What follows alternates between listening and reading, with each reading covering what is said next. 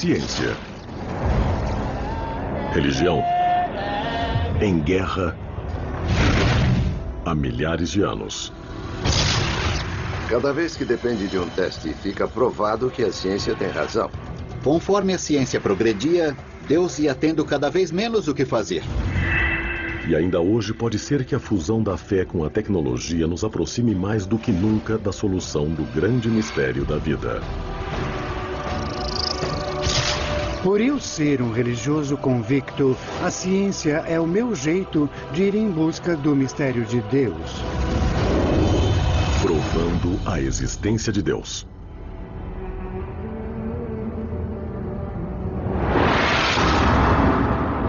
Durante séculos, a Igreja Católica esteve em guerra com a ciência, acreditando que sua existência poderia prejudicar os princípios mais sagrados da fé. Os cientistas ficaram estigmatizados como hereges. Seus avanços eram escondidos da população e às vezes até desmentidos sob a ameaça de morte. Mas atualmente há indícios de uma mudança radical. Quando as pessoas ficam sabendo que eu sou um padre e um cientista trabalhando especialmente para o Vaticano, onde há um observatório, a pergunta é sempre: por quê? Por que o Vaticano tem um observatório? A instalação multimilionária de classe mundial fica a 3.300 metros acima do nível do mar. Seu telescópio de 1,80 m consegue sondar milhares de anos-luz das galáxias. Os cientistas são especializados em astronomia e cosmologia. E o que os torna únicos? Eles também são homens de fé que admitiram a ciência como uma ferramenta em sua busca por Deus. Temos uma metodologia bem rigorosa que nós aprendemos conforme vamos nos formando cientistas. Dada a história instável da Igreja com a ciência, é de se impressionar que haja esse observatório de ponta. Especialmente desde o Iluminismo, existiu uma relação áspera entre ciência e a religião, onde a ciência, eu acho, explicou cada vez mais sobre o mundo. E as pessoas religiosas sentiram-se cada vez mais ameaçadas. O âmago da ameaça, para quem tem fé, é que a ciência diminua tanto a Deus que ele deixe de existir. E isso envolve todo um modo de vida, uma vida inteira de mundo. Durante grande parte do último milênio, desafiar a explicação dos eventos naturais da Bíblia era um perigo. No início de 1600, notáveis astrônomos foram levados a julgamento quando suas descobertas científicas conflitaram com crenças religiosas enraizadas. Uma das ideias científicas mais ameaçadoras foi uma teoria desenvolvida pelos astrônomos Copérnico e Galileu.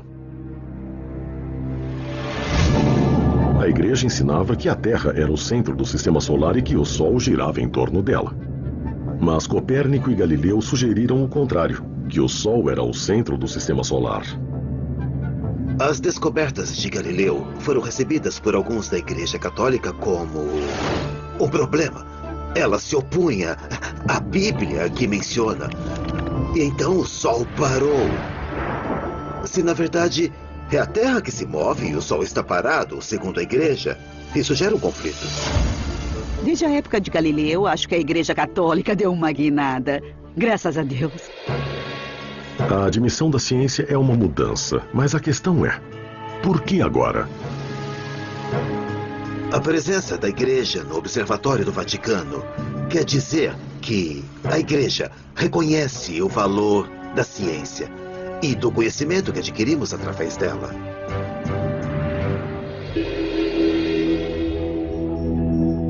Enquanto a maior parte da ciência olha para as estrelas buscando as respostas do desconhecido, esses homens anseiam por algo bem mais específico: provar que Deus existe.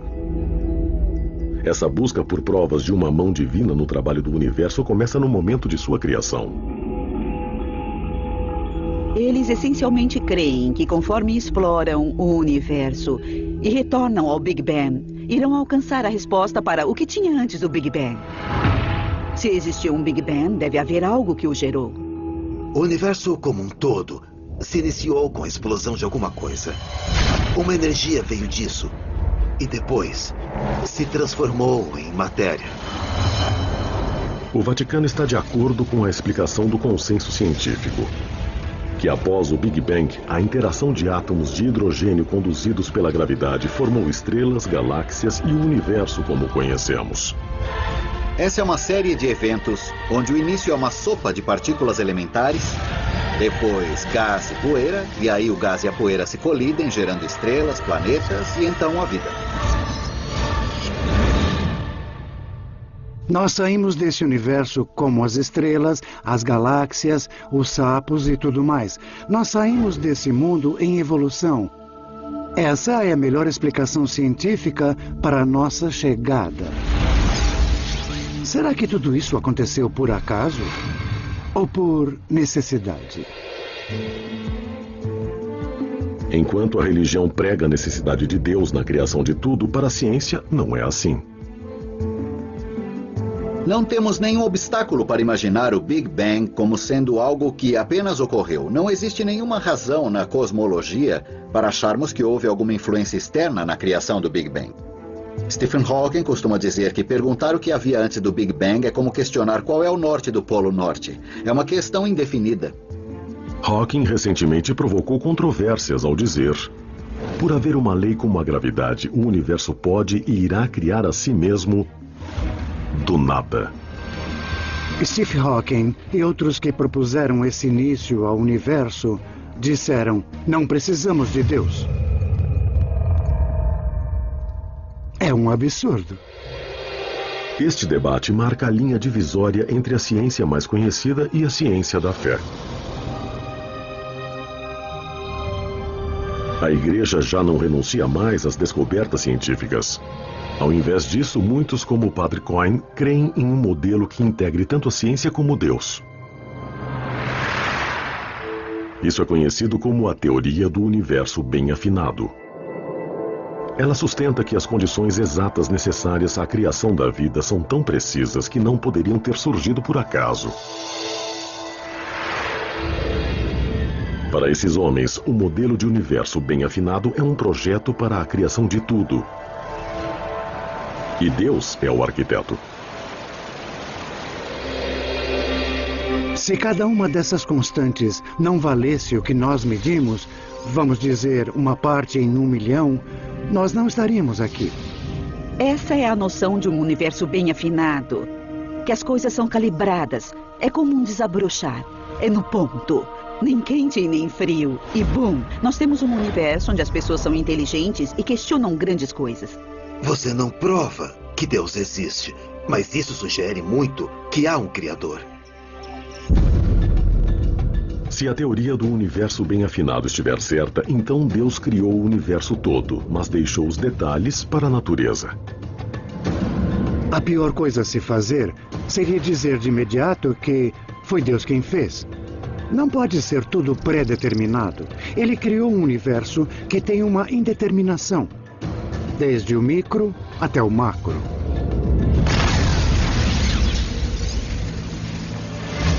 E essa nova filosofia pode fazer com que a Igreja fique mais perto que nunca de uma prova de Deus.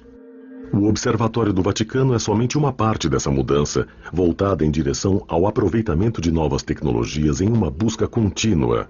Mas o espaço não é a única fronteira nessa pesquisa. Os arqueólogos e os caçadores de relíquias estão igualmente procurando evidências palpáveis de Deus aqui na Terra. Suas pesquisas se iniciaram com a Bíblia. Ela tem estado no centro do conflito entre ciência e a fé desde o início. Alguns estudiosos questionam as origens de muitos livros da Bíblia e os acontecimentos que eles descrevem. Se olharmos a Bíblia como um documento literal, a ciência aponta algumas divergências. Mas os fiéis verdadeiros a veem como a palavra literal de Deus. E agora eles usam a ciência para tentar provar isso. Se a investigação científica provar que alguns dos milagres bíblicos podem ter de fato ocorrido, muitos acreditam que isso também poderá provar a existência de Deus. Etiópia. Ao norte da Etiópia, um homem está na trilha da maior descoberta de todas. Fui treinado como um policial científico. Agora uso essas habilidades para tentar solucionar os antigos mistérios da Bíblia. Atualmente estamos em uma jornada bem empolgante para possivelmente resolver um dos maiores mistérios de todos os tempos. Sua missão: achar a Arca da Aliança Perdida, um baú misterioso construído para guardar as tábuas em que os 10 mandamentos foram escritos. Para muitos, a arca é nada mais que uma lenda.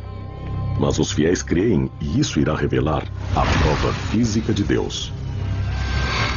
De acordo com o Velho Testamento, Deus se comunicou com os judeus por meio dessa arca. Ali há um objeto que foi um sinal de Deus e a confirmação dele ter estado na terra. Esse objeto fundamental da adoração dos judeus e, de repente, sumiu. E um puff saiu do nosso campo de visão e ninguém sabe o que aconteceu com ele. Se a arca constitui uma prova definitiva de Deus, é um tema para debate. Mas primeiro, ela tem que ser achada. Assim como Cornuck, arqueólogos e pesquisadores vasculharam o globo buscando as pistas de seu paradeiro. Mas depois de milhares de anos, as pistas estão frias. Em sua busca, Cornuck mira uma área rica em possíveis evidências. Me falaram que puseram sangue nisso. Relatos históricos. O Abbas está me mostrando um buraco que foi feito nessa pedra. Eles afirmam que aqui foi onde o mastro da tenda ficou, e a tenda era o tabernáculo. E novas pistas que logo poderiam levá-lo à arca.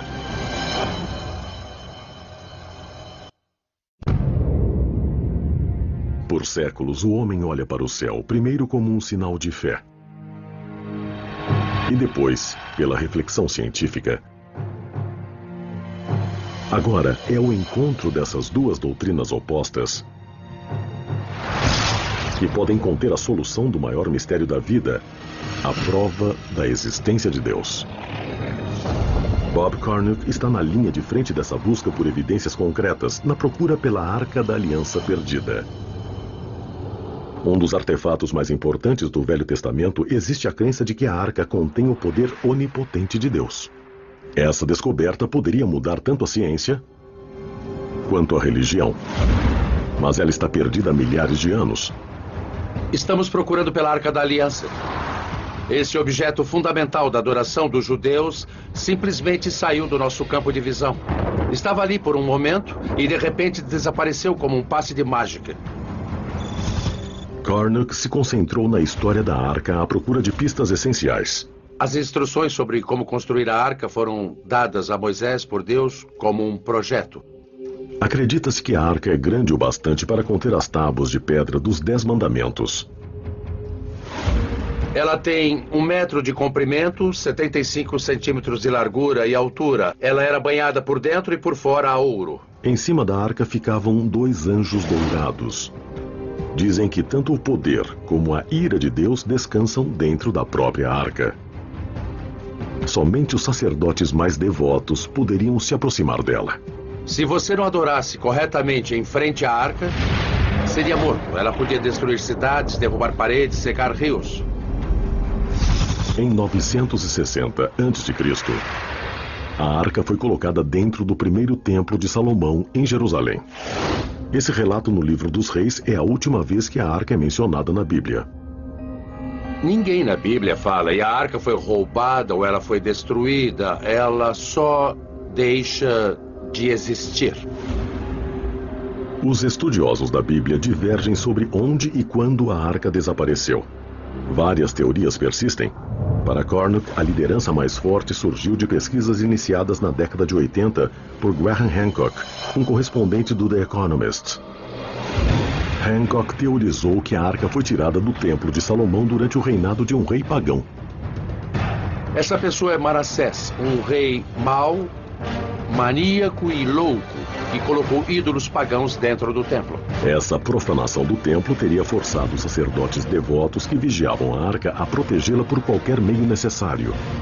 até mesmo removê-la do seu lugar de descanso sagrado. A arca teria sido transportada por fiéis sacerdotes levitas que sentiam repulsa pela sujeira que estava sendo trazida ao templo.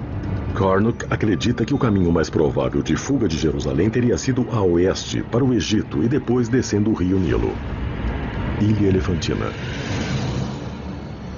A próxima pista para apoiar sua teoria poderia estar nessas rochas na pequena Ilha Elefantina.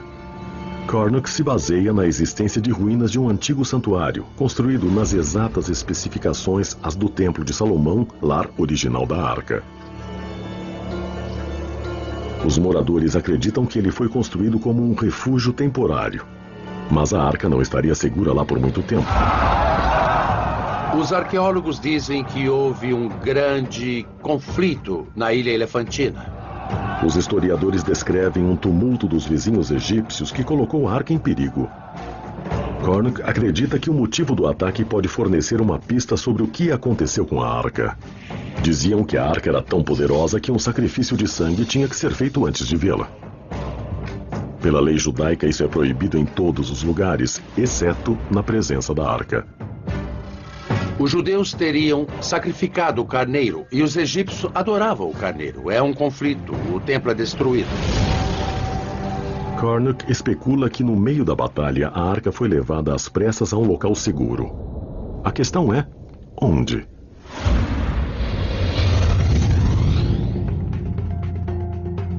A um continente de distância da Etiópia, o livro do Êxodo chamou a atenção de outro pesquisador que procura reduzir a lacuna entre ciência e fé. Cambridge, Inglaterra. Tenho muita fé na ciência e acho que é possível ter uma visão científica completa do mundo que seja totalmente coerente. Mas eu também acho que se você olhar para a Bíblia, há esses indicadores que Deus de fato existe. O Sr. Colin Humphreys, um físico e cristão devoto, acredita que a ciência é a chave para desvendar os mistérios do Velho Testamento. E pode finalmente provar que Deus programou esses acontecimentos épicos. Sua investigação começa com um dos momentos mais emblemáticos da Bíblia: a divisão do Mar Vermelho. Egito. 1446 a.C. De acordo com o livro do Êxodo, Moisés e os judeus escaparam da escravidão, mas encontram-se encurralados entre a espada e o mar. Os judeus estavam de fato presos, eles não tinham saída. E de repente, vem esse vento que sopra o mar para trás a noite toda. E tem uma terra exposta.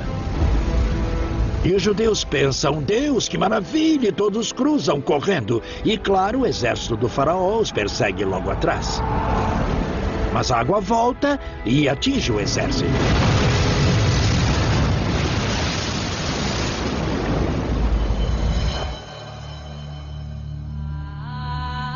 Para os fiéis, essa passagem de 3.000 anos é uma prova da obra de Deus. Mas a nossa compreensão da física moderna e da dinâmica dos fluidos levanta dúvidas. O Mar Vermelho é um vasto corpo de água, mais de 300 quilômetros no seu ponto mais largo, com uma profundidade média de quase 500 metros. Então, onde os judeus teriam cruzado com segurança? As opiniões divergem sobre a localização provável, mas muitos pesquisadores bíblicos apontam para o Estreito de Tirã, na foz do Golfo de Acaba, como o local que melhor corresponde às distâncias e à topografia descritas na Bíblia. Golfo de Acaba. Aqui, o golfo se restringe a um canal de apenas 13 quilômetros de comprimento. Um cume de recifes de coral no fundo do mar cria a parte mais rasa do Mar Vermelho. Mas os recifes ficam a mais de 9 metros abaixo da superfície, muito profundo para atravessar a pé, conforme descrito no Êxodo. E há também o problema das tropas do faraó. O Êxodo conta que o exército egípcio perseguia os judeus em fuga. Se o relato bíblico é verídico, como eles tiveram um destino diferente? Para quem não acredita, a improbabilidade desses eventos é a prova de que o relato do Velho Testamento não é mais que uma história. Bíblia Sagrada. Agora, a ciência pode resolver a questão. Quando eu, como cientista, leio a história do êxodo do Egito, a minha inclinação natural é dizer como isso pode acontecer. A explicação pode ser um simples princípio físico, aquele que pode ser observado em um copo simples de água. É um fato muito simples. Se encher um copo d'água até a borda e assoprar, você fará a água transbordar. E se tiver um sistema de vento forte em um grande lago de água, ele força a água para fora, e isso é bem conhecido pelos geólogos e cientistas. Em casos extremos onde grandes quantidades de água são deslocadas por esse fenômeno, os cientistas também observaram uma forte reação. Uma parede de água barulhenta retorna para preencher o vazio. A teoria de Humphreys sobre a separação do Mar Vermelho se pauta nesse fenômeno natural acontecendo em grande escala. Um evento conhecido como vento direcionado, seguido por um evento de reação conhecido como pororoca. O cientista atmosférico Dr. Carl Drews, do Centro Nacional de Pesquisa Atmosférica, acredita que Humphreys pode estar certo. O vento direcionado ocorre quando um vento forte sopra por um longo tempo sobre uma superfície de água. E gradualmente a água se move na direção do vento, se afastando da costa, fazendo a superfície do oceano descer. Então o que sobra é uma porção de terra seca onde havia antes o fundo do mar. Usando o poder de supercomputadores, Drews estudou o efeito do vento direcionado em locais que vão do Nilo até a costa da Inglaterra. Há 2 episódios que ocorreram nos Grandes Lagos em 2006 e 2008. O vento direcionado é observado a cada 5 ou 10 anos no Lago Erie. Há essas fortes rajadas que vêm do oeste e que causam tempestades em Buffalo. Mas do lado de Toledo, que é o lado contra o vento, grandes partes do lago estarão completamente secas e a água desaparece no horizonte.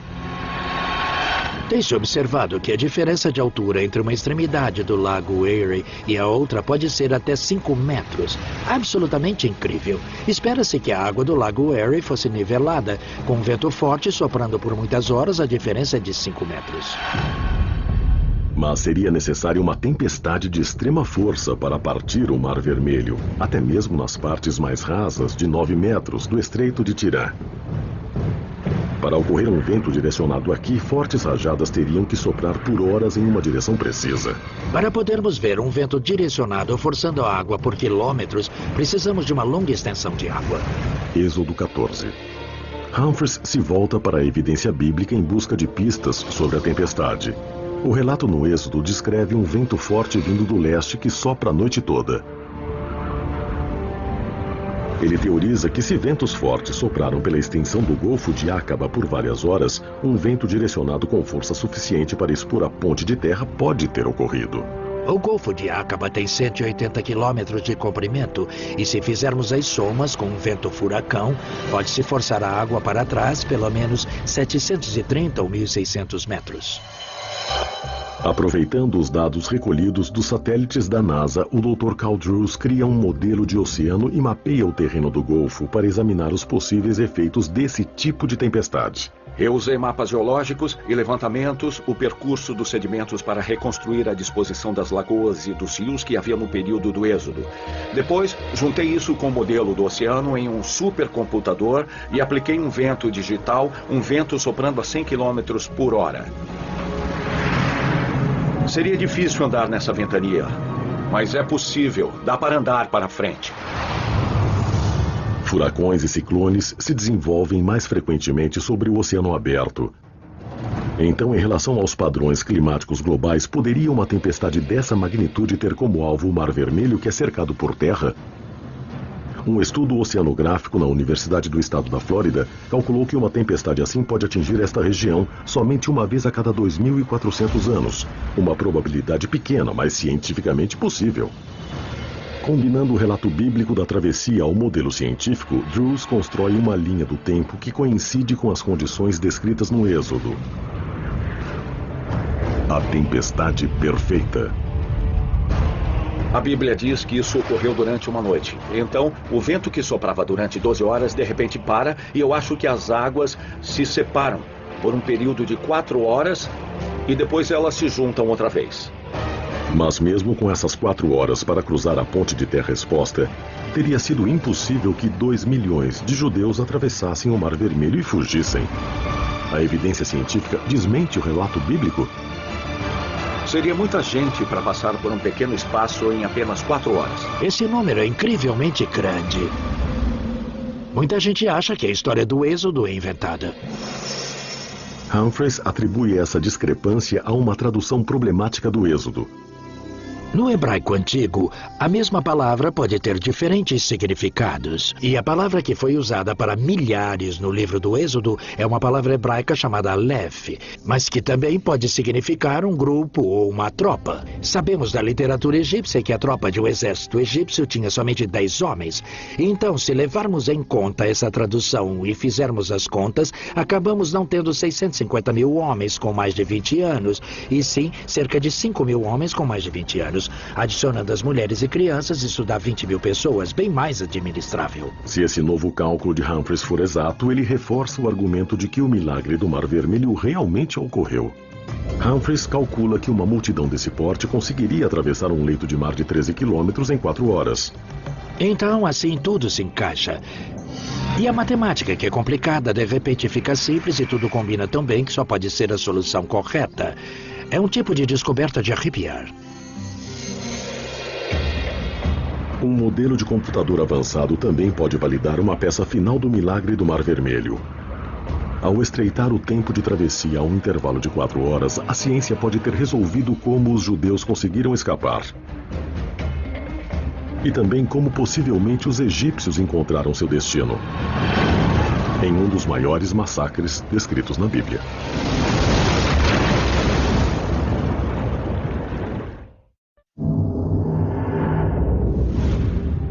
Desde a cosmologia e arqueologia para a oceanografia. Pesquisadores de várias disciplinas científicas lançaram uma pesquisa global para descobrir uma prova palpável de Deus.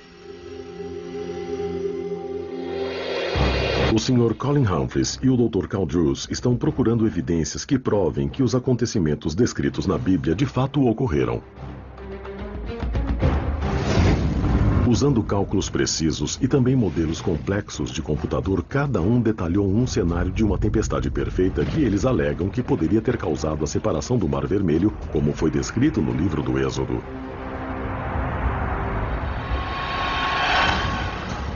Segundo sua teoria, um fenômeno conhecido como vento direcionado causou ventos de força e duração raras que separaram as águas tempo suficiente para que os judeus cruzassem seu caminho para a liberdade através de uma porção de terra exposta. Mas o livro do Êxodo também descreve a destruição repentina do exército do faraó conforme eles perseguiram os judeus pelo leito do mar. Para explicar isso, Drews e Humphreys apontam para a força adversária natural que pode acompanhar os casos extremos de vento direcionado. Uma pororoca. O termo define o fenômeno onde uma maré volta com um deslocamento de água tão forte que cria uma onda gigante de força enorme. Quando o vento para, de repente a água retorna e haveria essas paredes de água agitada vindo com tudo. E esmagando quem sobrou ali no caminho. Os cálculos de Drews revelam que um vento direcionado poderoso o bastante para dividir o Mar Vermelho teria desencadeado uma pororoca de enorme magnitude. Quando li essa história pela primeira vez, eu pensei, bom, se a água voltou, por que apenas não fugiram? Mas o que a matemática mostra é que, se você tem uma água que foi forçada para trás pelo vento direcionado e o vento de repente para, essa água volta em forma de pororoca. Ela não volta gradualmente, ela volta de repente mesmo. E é isso que fala o livro do Êxodo. Moisés estendeu a mão dele sobre a água e o vento parou de soprar. Se foi invocada pelas mãos de Moisés ou se foi uma reação natural do vento direcionado, uma pororoca com essa força teria destruído o exército do faraó em um instante. De repente, eles ouvem um barulho distante e olham e alguma coisa parecida com uma montanha de água caindo sobre eles pelos dois lados e pela parte de trás. Aquilo varreu aquelas pessoas para o mar. E é precisamente o que diz o livro do Êxodo. Então, até os detalhes no Êxodo se encaixam com o que sabemos pela ciência moderna. Essas pororocas são raras, e um modelo matemático preciso para prever esse fenômeno tem frustrado os cientistas há séculos. Até agora. A matemática é bastante complicada, é chamada de equação diferencial de segunda ordem. Há 300 anos não era possível fazê-las, há 200 anos também não. As pessoas não tinham nenhuma explicação, mas agora podemos dizer que se encaixa com a ciência moderna e que combina com o mecanismo natural. Somente com o advento dos supercomputadores, as previsões de fluidos dinâmicos desta complexidade foram possíveis. A tecnologia está abrindo uma nova fronteira na busca de Deus. Mas enquanto esses fenômenos naturais oferecem uma explicação científica para os acontecimentos descritos em Êxodo, somente isso não prova Deus. Pode ser que Moisés tivesse muita sorte. Pode ser que ele soubesse prever o tempo muito bem. Então você diz, por que chamamos isso de milagre? Foi por causa da precisão. Eles teriam sido destruídos. É um evento muito improvável de acontecer justo na noite que você precisa dele. Se Moisés tem essa sorte, todos devíamos apostar nele. Então foi essa precisão que mostrou a mão de Deus no evento. Tanto Drews como Humphreys concordam que a evidência de Deus não está nos eventos naturais em si, mas sim na sua milagrosa precisão. Em última análise, está além dos poderes da ciência explicar como uma tempestade que ocorre uma vez na vida foi acontecer na hora e no lugar exato para resgatar os judeus. Eu acho que a ciência responde os comos, como isso aconteceu. E a religião responde os porquês. Algumas pessoas pensam que se for possível explicar um milagre, pode-se explicar tudo. Eu não acredito nisso.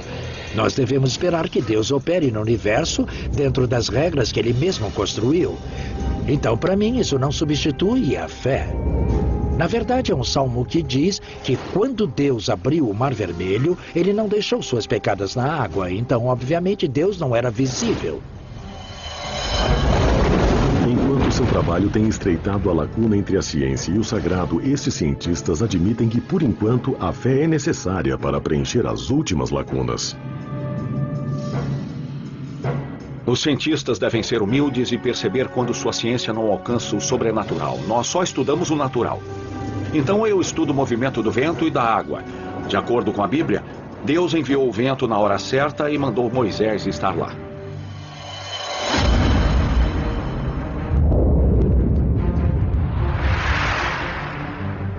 Em sua busca para encontrar a Arca da Aliança perdida e a prova de Deus que pode haver nela, Bob Cornuck seguiu a trilha de pistas até o norte da África. Se a Arca foi tirada do seu lugar de repouso de 300 anos na Ilha Elefantina, Cornuck acha que a rota segura mais provável teria sido seguir o Nilo até a Etiópia. E é até aqui que a busca de Cornuck o trouxe hoje. Estamos indo para Gondar, que é um lugar onde os judeus moram até hoje. E eles dizem que são os descendentes das próprias pessoas que trouxeram a Arca da Aliança para a Etiópia. Aqui os judeus constituem menos de 1% da população. Mas a existência dessa comunidade isolada não é prova concreta de que a Arca passou por aqui. A maioria dos especialistas acredita que a presença de judeus aqui é pura coincidência. Estudiosos consideram ridícula a ideia da Arca da Aliança ter vindo para cá. Nós vamos descobrir se os estudiosos podem estar errados. Estamos na aldeia Falate, em Gondar, Etiópia. Esta é uma das cidades mais singulares do mundo. Houve uma época em que aqui foi uma florescente comunidade judaica. Hoje a maioria dos judeus de Falate se foram, mas em toda a parte os sinais de sua presença permanecem. Dizem que a comunidade judaica que vivia aqui nesta aldeia Falate veio para cá 400, 500 anos antes de Cristo. Temos pilhas de pedras. Essas sepulturas podem ter milhares de anos. Os habitantes, na maioria, seguem as tradições judaicas típicas, exceto uma. Eles fazem sacrifícios de sangue. Isso não é feito em nenhum lugar do mundo, mas é feito aqui, nesta aldeia Falate, há centenas, se não milhares de anos. Poderia ser esse um vínculo definitivo com a Arca? Cornuck procura a única rabina restante da comunidade falante. Tudo bem? Como vai? Há quanto tempo os judeus estão nessa área? Tá bom. Desde 500 anos antes de Cristo. Tá, ela disse que os judeus estão aqui desde 500 anos antes de Cristo, e é isso que eu acho que a nossa evidência mostra. Ela sabe que os falates fazem sacrifício de sangue?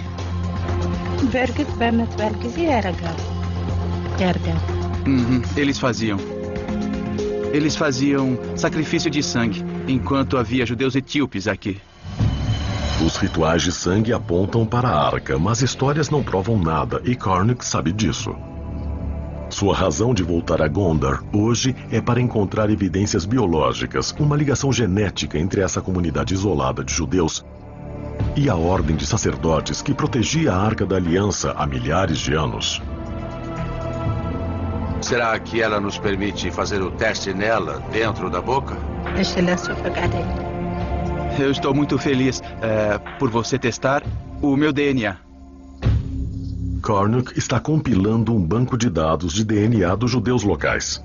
Será uma busca em tempo intensivo que ainda tem que produzir resultados, mas a descoberta de uma única ligação genética aos levitas antigos poderia ser uma bomba.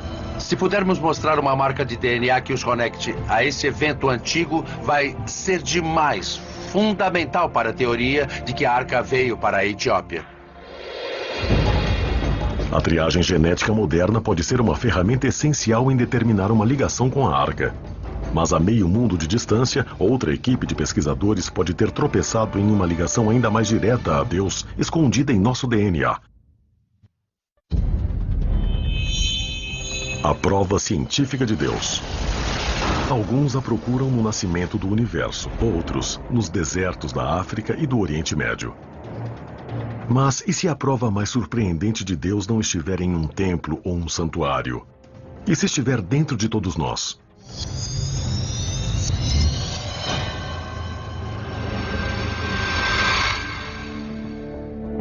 Uma pesquisa genética recente provocou um debate explosivo. Para explorar se podemos estar programados a acreditar em Deus. O renomado biólogo molecular Dr. Dean Hamer descobriu o que ele chama de gene de Deus. A prova de que a crença em Deus, ou talvez até o próprio Deus, está codificado em nosso DNA. Os cientistas tentam desmentir Deus há muito tempo. Não deu certo, e não há sinal de que vá funcionar no futuro. Há algo no fundo do nosso cérebro, na maneira como a espiritualidade toca nossa consciência. E isso, portanto, serviu de razão para a pergunta: existe alguma base genética para essa característica? O Dr. Hamer se deparou com o tópico por acidente. Eu estava estudando o papel dos genes em outros traços de personalidade na orientação sexual, os quais são conhecidos por terem um componente biológico. Aconteceu de eu estar usando um questionário de personalidade que incluía um item chamado autotranscendência. O Dr. Hamer define o termo autotranscendência como a inclinação de ver um mundo maior e mais amplo do que o visível. Um mundo de espiritualidade além do reino físico do dia a dia. Pode ser mostrado numericamente que a religião de uma pessoa, digamos católica ou protestante, depende totalmente do ambiente em que vive.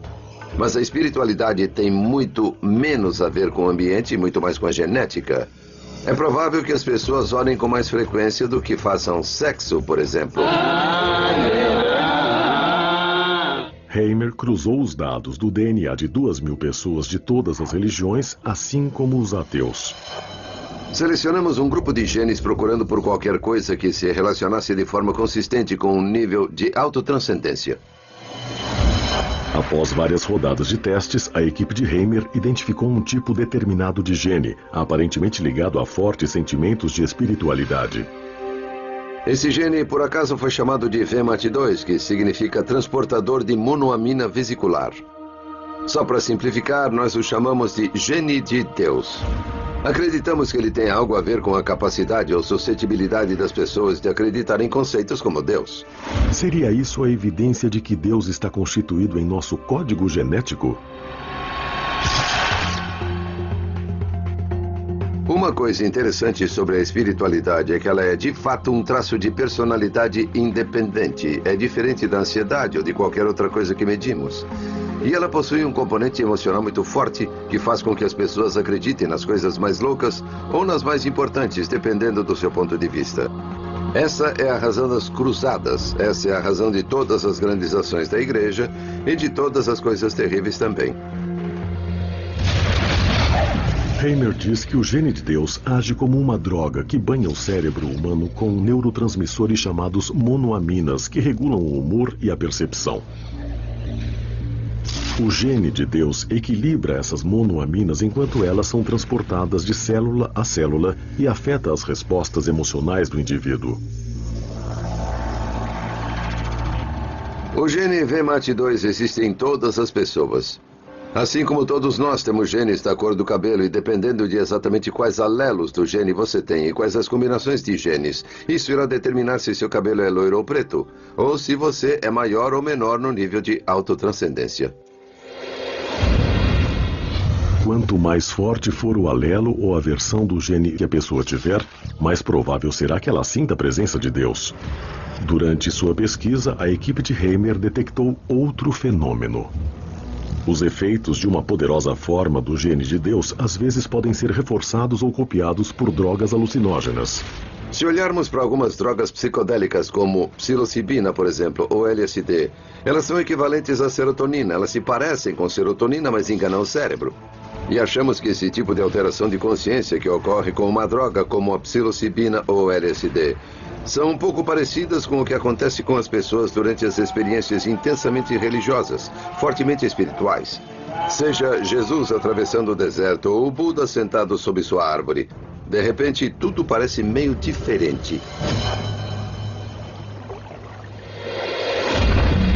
De acordo com as descobertas de Hamer, as reações químicas reguladas pelo gene de Deus poderiam ter sido responsáveis por alguns dos milagres descritos na Bíblia, como Moisés e a sarça ardente. Moisés estava viajando, basicamente. Agora, pode ser que ele estivesse em uma viagem porque Deus estava falando com ele na sarça ardente, ou pode ser que ele estivesse em uma viagem porque misturou um cogumelo ruim na sopa naquele dia. Não tenho como saber ou prever isso, mas o que sei é que as suas experiências implicaram em mudanças no nível dessas monoaminas em seu cérebro. Isso não quer dizer que as experiências religiosas são como drogas, só quer dizer que ambas funcionam nos mesmos caminhos do cérebro. Possuir o gene de Deus que o torna mais espiritual é como ter um pouquinho mais de psilocibina em toda a sua vida. E isso só faz o cérebro ser um pouco mais suscetível a esses tipos de ideias. Se você tem fé, pode dizer, olha, isso prova que Deus nos fez para que possamos compreendê-lo. E isso comprova a existência de Deus. Se for um ateu, pode falar, olha, isso prova que o cérebro simplesmente inventa Deus de qualquer maneira. É um monte de química. Deus não existe. Mas se ele não está lá para ligar o homem a Deus, por que algo como o gene de Deus evoluiria? Alguns biólogos acreditam que nas antigas sociedades humanas, onde os membros da mesma tribo adoravam um deus ou deuses comuns, um gene de Deus em alto grau de funcionamento tornou mais fácil que eles trabalhassem juntos e se protegessem. Em ambientes sociais cooperativos, um forte gene de Deus pode ter sido uma vantagem evolutiva. Mas a ciência também está revelando que a espiritualidade tem uma vantagem física.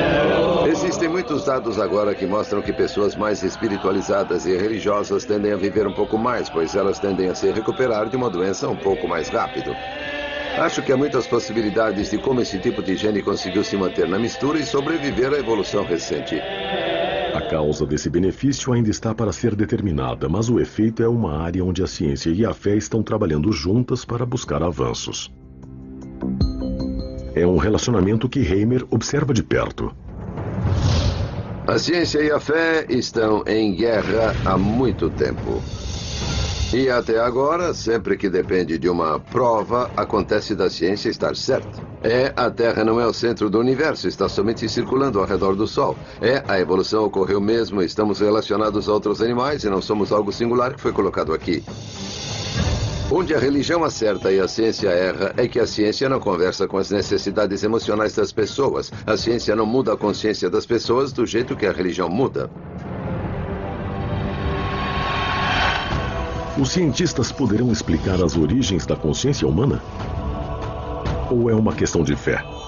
Um novo campo de pesquisa pioneiro está buscando respostas em um dos lugares mais enigmáticos do planeta.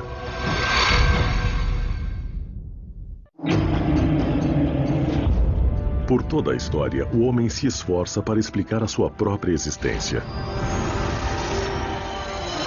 E durante séculos, essa pesquisa levou a uma resposta: Deus. Os avanços científicos do século passado levantaram dúvidas sobre a existência de um ser supremo. Mas agora a fé e a ciência estão se encontrando para tentar resolver a nossa maior questão: será que Deus existe?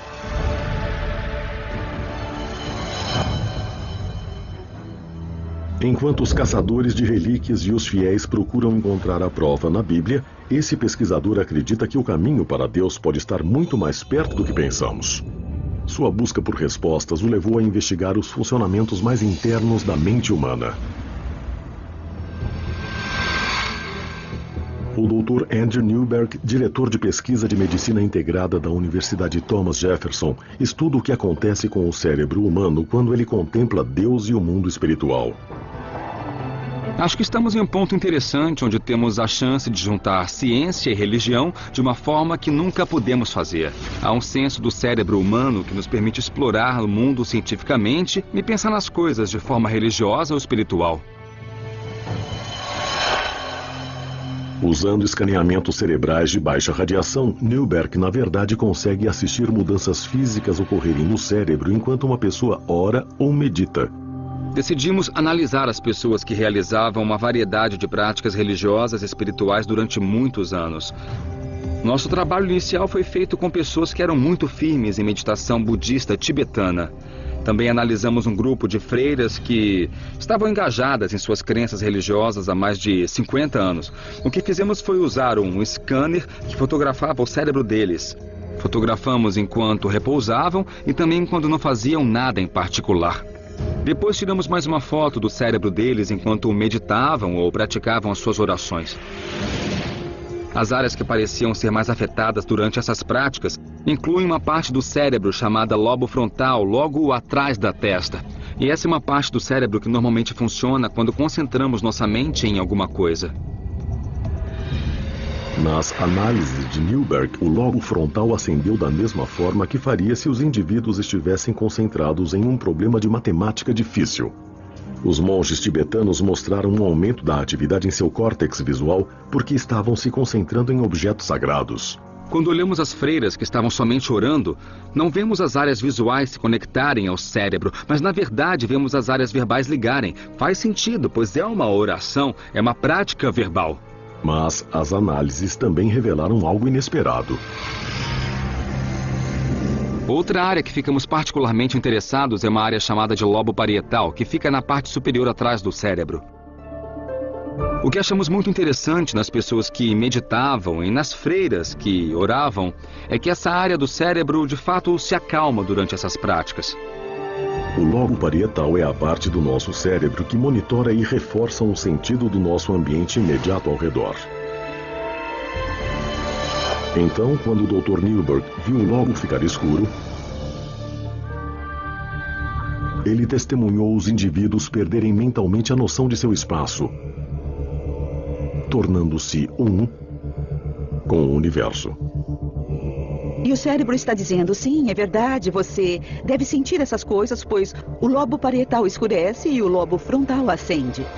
Passamos por uma experiência em que a pessoa de fato se perde, perdendo também a capacidade de perceber o espaço e o tempo do modo que percebemos.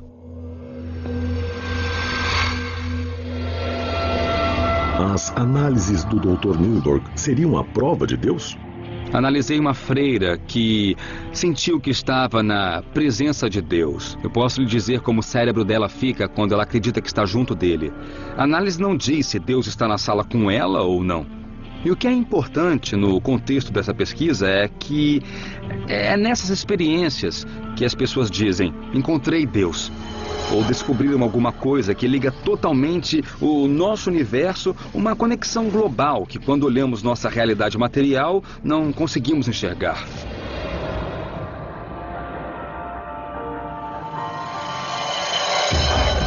As descobertas de Newberg sugerem que pela forma que o cérebro de uma pessoa está aceso pode-se determinar se ela tem fé ou se não tem. Durante os testes no scanner, ateus foram convidados a contemplar Deus. Então, ao vermos o cérebro de um ateu contemplando Deus, o que percebemos é que nos lobos frontais não há de fato um grande aumento da atividade como há quando vemos as freiras que estão meditando e se concentrando em Deus.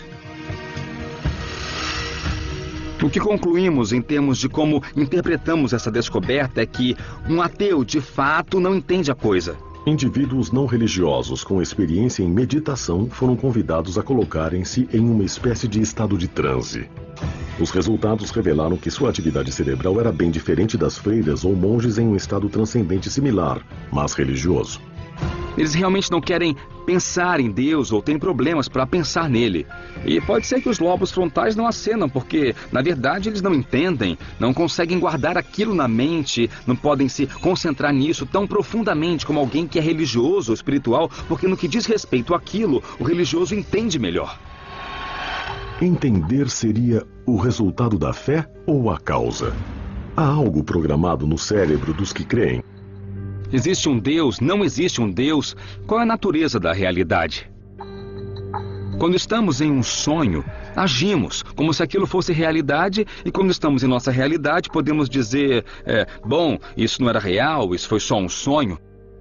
Quando as pessoas têm experiências espirituais ou místicas profundas, elas sentem a mesma coisa.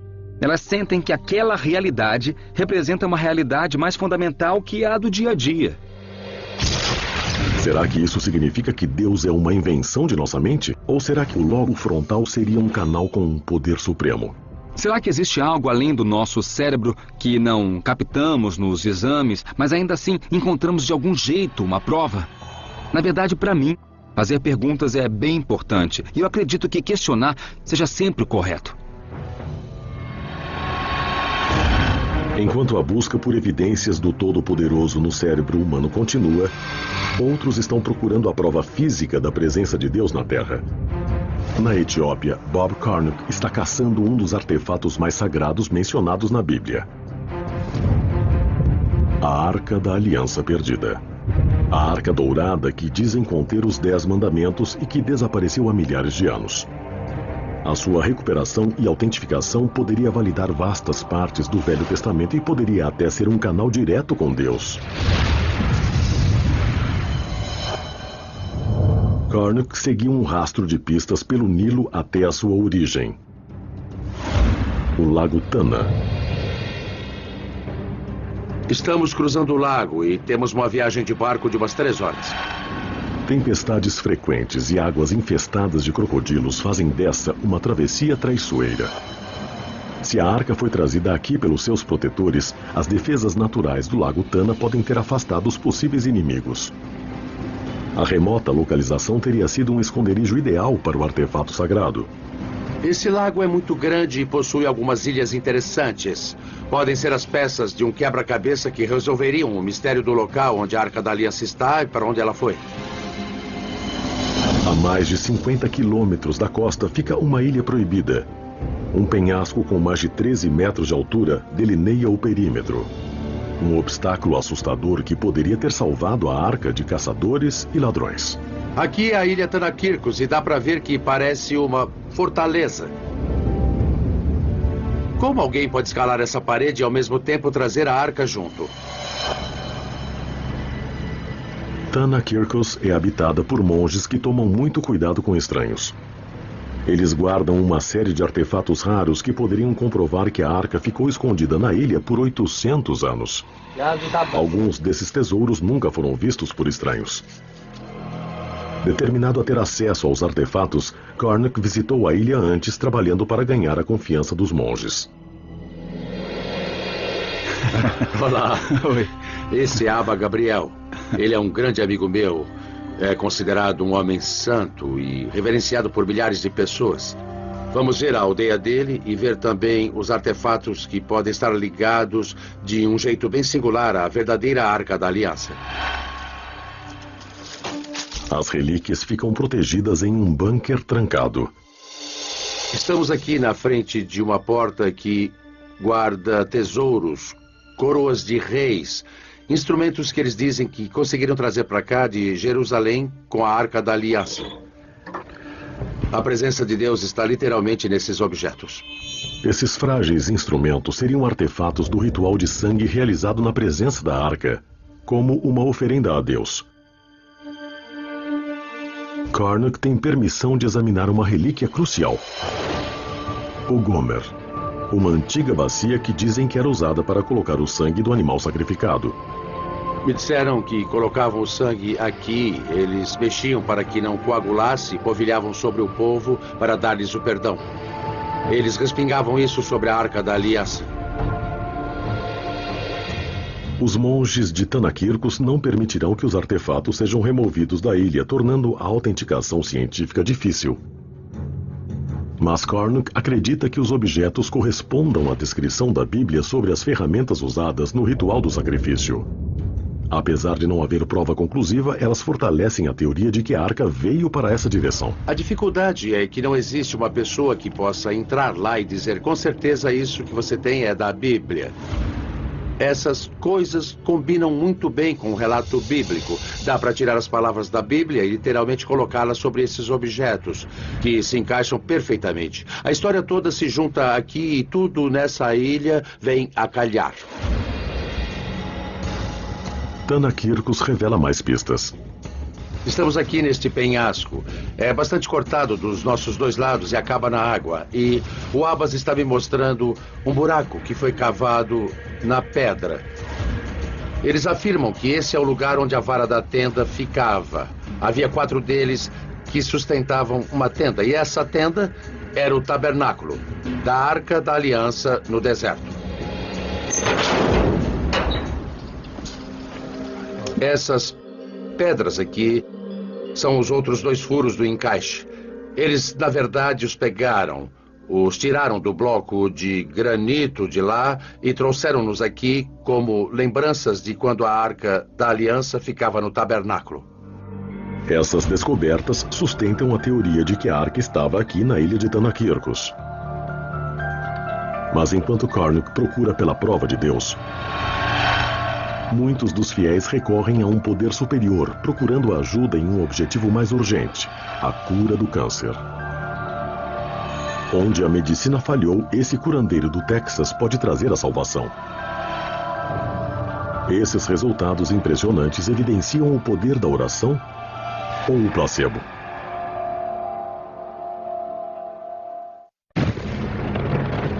Na busca mundial pela prova da existência de Deus, os neurocientistas estão explorando a complexa relação entre a espiritualidade e o cérebro humano. Usando tomografias, o neurocientista Dr. Andrew Newberg observou mudanças químicas no cérebro quando uma pessoa ora ou medita. Através de uma série de estudos, ele identificou o lobo frontal do cérebro como o epicentro da experiência religiosa e espiritual. O cérebro tem o poder de curar?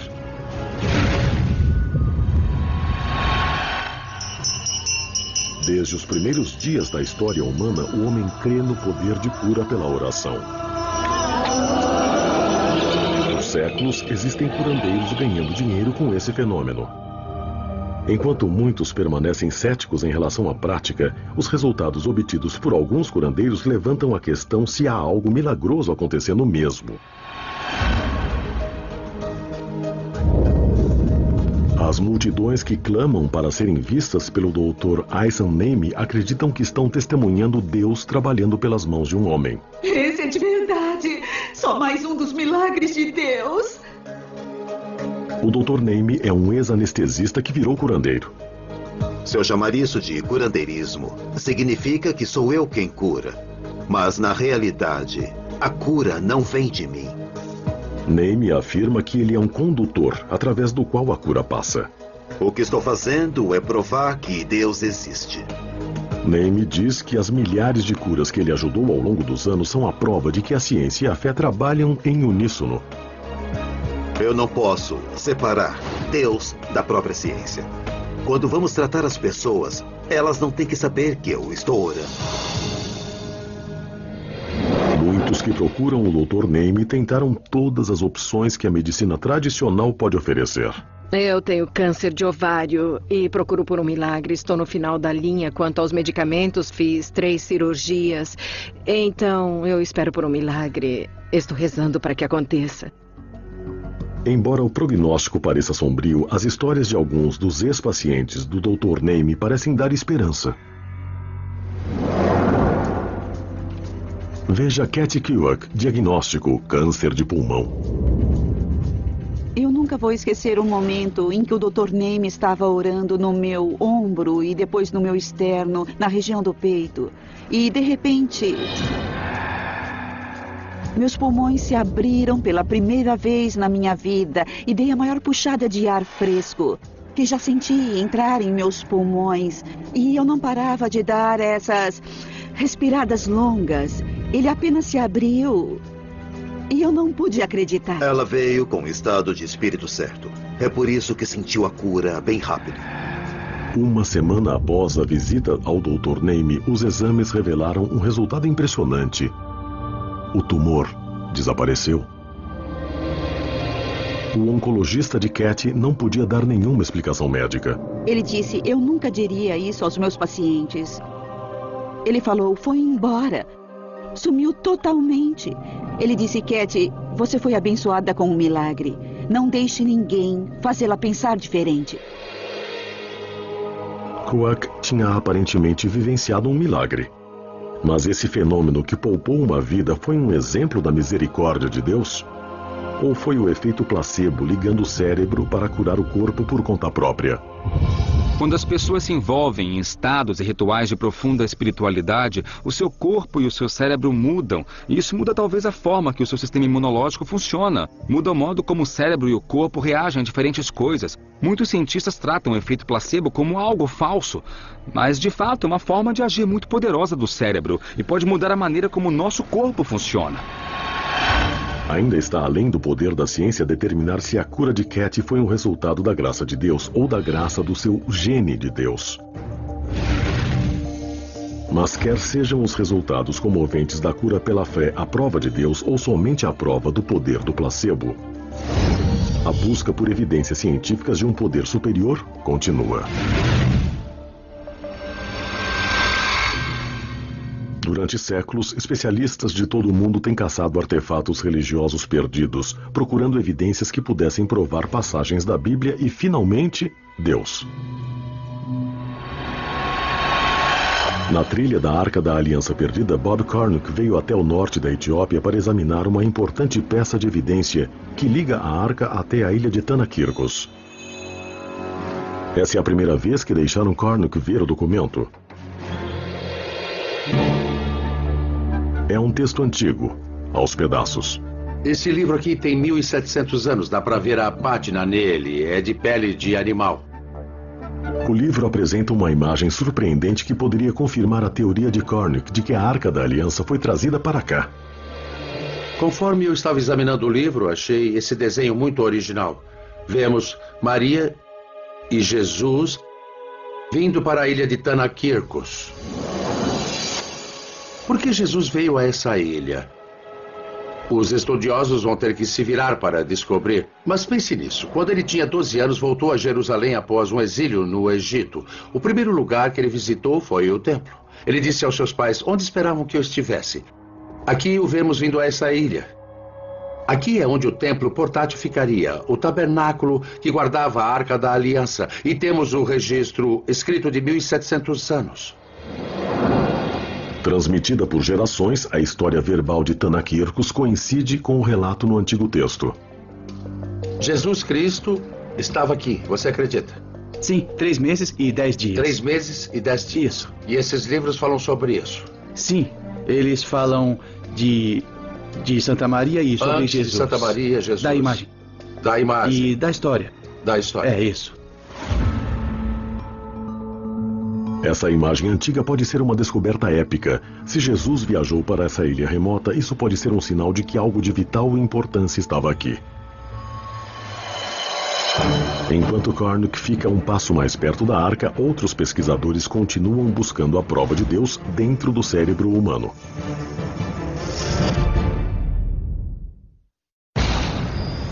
Nos últimos 50 anos, os cientistas se juntaram em uma das maiores questões da humanidade, a busca por provas da existência de Deus.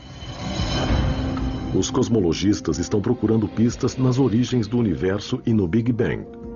Usando os avanços recentes da tecnologia, os neurocientistas estão procurando dentro do cérebro humano. Eles estão começando a explorar como o nosso relacionamento com Deus pode ser determinado por nossa química cerebral. Em 1962, um estudante de Harvard tentou uma ousada experiência para estudar se as substâncias introduzidas no cérebro alteram a nossa percepção de Deus. Ficou conhecido como o experimento da Capela Marsh. O objetivo do estudo foi determinar se um alucinógeno introduzido no cérebro de um indivíduo devoto cobaia poderia criar uma sensação de que ele estava diretamente na presença de Deus. Ele foi feito na Universidade de Harvard quando Timothy Leary estava lá e antes das drogas psicodélicas serem proibidas. Ele pegou estudantes de teologia, pessoas que já tinham fé e a caminho da espiritualidade, e os dividiu em 2 grupos. E para um grupo, ele deu psilocibina, um alucinógeno muito potente. A psilocibina desencadeia alucinações, alterando a quantidade de serotonina liberada no lobo frontal, o centro de controle emocional do cérebro. Ele também é ativado durante a meditação e a oração. Para outro grupo, ele deu uma droga mais controlada, que ia fazê-los sentirem-se aéreos, mas não alucinados. E aí todos foram para uma missa de Sexta-feira Santa na capela e ouviram um sermão de um ministro bem conhecido da capela de Harvard. Os indivíduos do estudo que tomaram a falsa droga relataram que a missa parecia como qualquer outra. Mas muitos dos que tinham tomado o alucinógeno descreveram uma experiência de autotranscendência durante o sermão. Uma sensação de que estavam se ligando diretamente com Deus. Passadas semanas dessa experiência, ele perguntou do que se lembravam, o que vivenciaram. E descobriu-se que as pessoas que tomaram alucinógeno se lembravam daquilo como um tipo de experiência muito importante, uma experiência de transformar a vida. Enquanto que os que tomaram as drogas controladas só viram que foi mais um sermão. Para aqueles que tomaram psilocibina, o impacto do experimento foi de longa duração. Em uma pesquisa de acompanhamento 20 anos mais tarde, muitos dos indivíduos ainda viam o estudo como uma experiência profunda de mudar a vida. Alguns relataram que se sentiram ligados diretamente com Deus. Os resultados do experimento da Capela Marsh reforçam os resultados dos exames cerebrais realizados no laboratório do Dr. Newberg. Os 2 estudos ligam o lobo frontal à nossa percepção de Deus e indicam que a nossa experiência espiritual pode ser intensificada pela oração fervorosa, meditação e até mesmo por drogas psicoativas. Será que essas experiências intensas induzem a uma ilusão de que estamos ligados a um poder superior? Ou será que desencadeiam uma parte do cérebro projetada para ser um canal entre o homem e Deus? Um estudo mais profundo do lobo frontal pode ser a chave para provar a existência de Deus. Do outro lado do mundo, Bob Cornuck procura pela prova definitiva de Deus na Terra. A Arca da Aliança Perdida criou um rastro de evidências que segue Nilo abaixo. Pelos assentamentos judaicos perto de Gondar, até o Lago Tana. E agora, seguindo pistas encontradas em Tanakirkos e na antiga lenda etíope, Cornuck chega a uma pequena cidade no norte da Etiópia.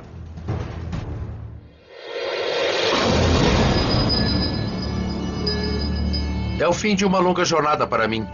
Como é que eu fui acabar aqui, de tantos lugares, para essa antiga aldeia empoeirada de Aksum? Aksum nem sempre foi uma cidadezinha agrícola. Há 1500 anos, ela era a capital vibrante do Império Aksumita, um estado-nação que dominava o comércio no norte da África com um poder que rivalizava com Roma. Os reis de Aksum apreciavam demonstrações luxuosas de sua riqueza e colecionavam tesouros do mundo antigo ao redor. No século IV d.C., o governante de Aksum, em teoria, capturou o maior troféu do mundo cristão. Ezana foi para a ilha de Tanakirkos, pegou a arca e a trouxe aqui. Ele a trouxe para esse local. Em frente às ruínas de uma igreja grandiosa construída por Ezana, Cornuck vê que a prova está bem debaixo de seus pés. Pedras com o dialeto etíope do século IV chamado Ge'ez detalham o roubo da arca e sua chegada triunfante aqui. Nós estamos andando nas pedras da fundação da mais antiga igreja da África subsaariana. E foi para cá que o rei Ezana, no século IV, trouxe a Arca da Aliança. Os monges me disseram que esse é o piso original. Um pequeno pedaço dele permanece e é onde esteve o Sagrado Senhor. Aqui é onde a Arca da Aliança ficou por várias centenas de anos. Evidências arqueológicas revelam que aqui já foi uma grande igreja, estilo basílica, uma estrutura à altura para guardar o artefato sagrado. Dá para ver que essa igreja tinha uma bela decoração pelas esculturas daqui. Não eram somente blocos de pedra, não foi uma simples igreja. Isso é o que chamam de piscina batismal. Deve ser isso ou pode ser um local de banho, onde os sacerdotes se lavavam antes de irem para ver a Arca da Aliança. A igreja foi saqueada pelos invasores muçulmanos no século XVI. A história local afirma que a arca foi resgatada por seus protetores fiéis que a esconderam até que pudesse ser colocada na igreja de Nossa Senhora Maria de Sião. Quando a igreja foi reconstruída em 1965, tornou-se uma catedral fortificada. Um bunker fortificado construído para proteger algo de grande valor. Bem ali é onde os etíopes dizem, e eu pessoalmente acredito, que a Arca da Aliança repousa hoje.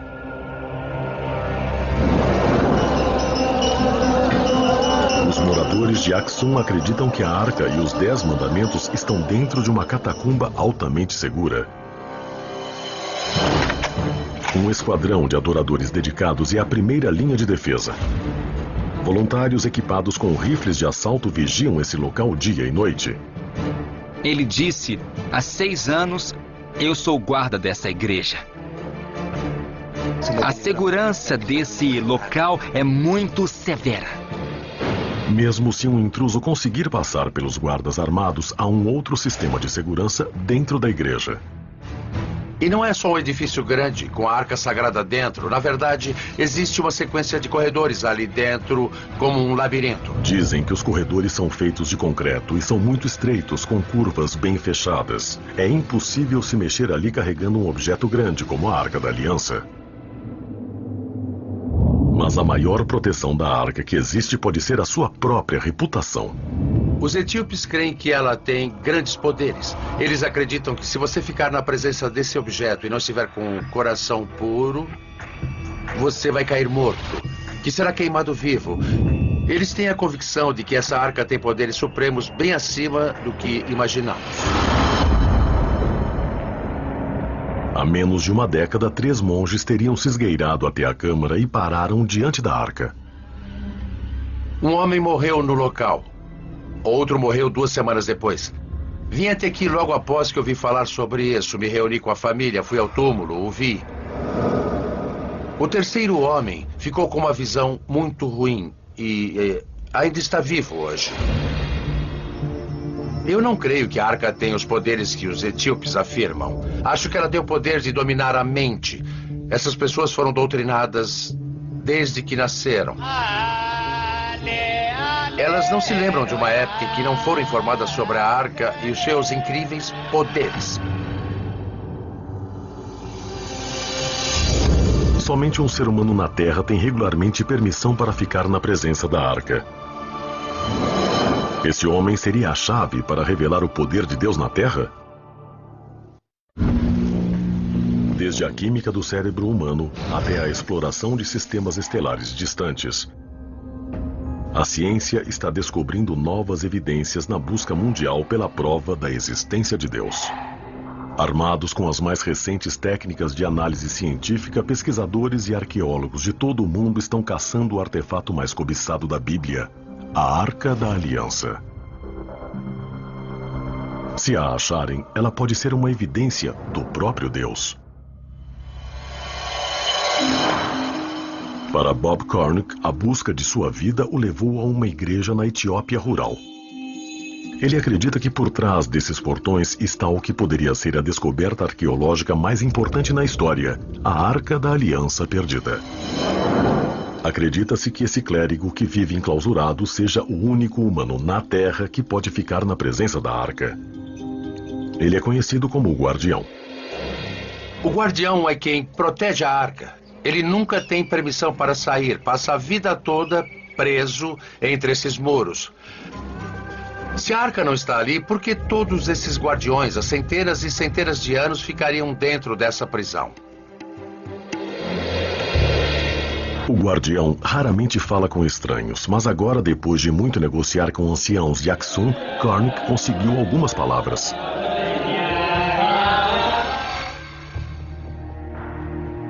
Aqui, em imagens raras, o guardião fala com Karnak através de um pequeno portão na parte de trás da instalação.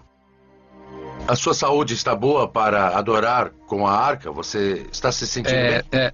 Ele está falando que ele somente faz as suas orações. Orações. Isso mesmo. Obrigado pela atenção. Tá bom, obrigado. Após poucos minutos, o guardião retorna ao seu posto. Bob Karnak está a poucos metros de distância do que pode ser o local de repouso da arca. Mas hoje, ele não vai chegar mais perto. Eu me encontrei com o guardião, segurei sua mão e olhei em seus olhos, os mesmos olhos que possivelmente contemplam a Arca da Aliança. Karnak espera que o seu novo acesso ao guardião e seu relacionamento contínuo com os anciãos de Axum um dia traga a recompensa máxima, a oportunidade de ver a arca. A Arca da Aliança é a preciosidade, é a menina dos olhos de toda a arqueologia. Se alguém chegasse em mim agora e dissesse, Bob, você passará por aquela porta e verá a Arca da Aliança, se eu faria isso, eu agarraria essa chance. Esse é o maior achado arqueológico da história.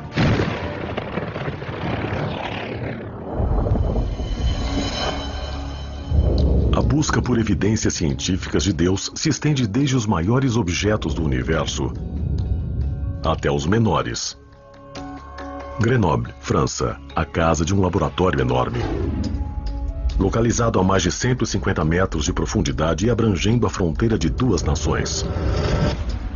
Essa é a linha de frente em busca de algo que poderia rivalizar com a importância da Arca da Aliança na corrida para achar as provas da existência de Deus. Uma micropartícula subatômica chamada partícula de Deus. Mais conhecida pelos físicos como o bóson de Higgs, a teórica partícula de Deus pode ser um elo perdido. Se for detectada, poderá mudar todo o nosso entendimento do universo. E pode alterar para sempre o debate sobre a existência de Deus. As partículas são de dois tipos. Há basicamente as partículas de matéria e as partículas de força. As partículas de força podem se empilhar uma sobre a outra, e isso é o que chamamos de bósons. Muitos físicos de partículas acreditam que o bóson de Higgs seja a partícula desconhecida que dá massa a toda a matéria no universo.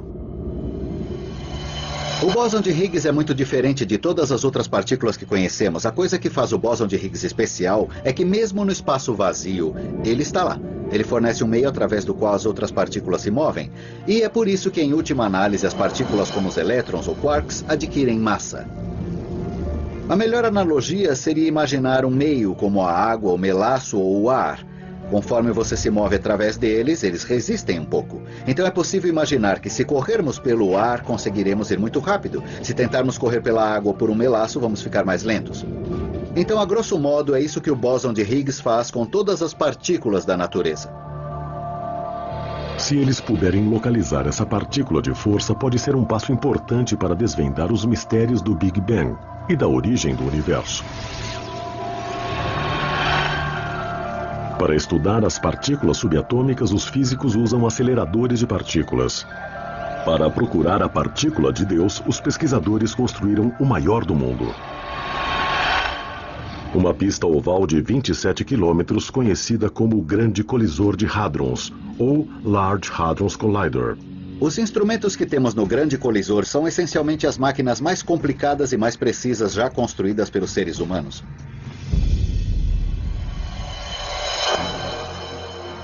Nós pegamos os prótons e os aceleramos muito próximo à velocidade da luz.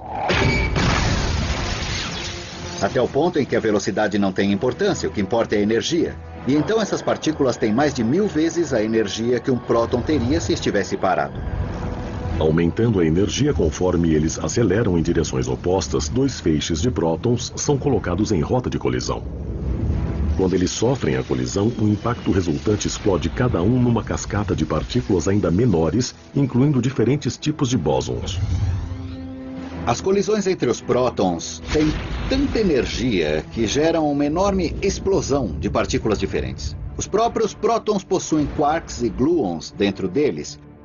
E o que na verdade ocorre é que um dos quarks ou um dos gluons de um próton colide com uma das partículas constituintes de outro próton e dá para ver uma grande chuva. As máquinas no interior do colisor podem detectar e medir a maioria dos tipos de partículas liberadas nessas colisões. E se os cientistas conseguirem encontrar essa possível partícula, será um divisor de águas. Sua descoberta poderia levar à até então chamada teoria do todo, que poderia explicar o momento da criação. Se retrocedermos a história, se voltarmos no tempo, a teoria do todo nos ajudaria a explicar o Big Bang e facilitaria na compreensão do que ocorreu naquele momento.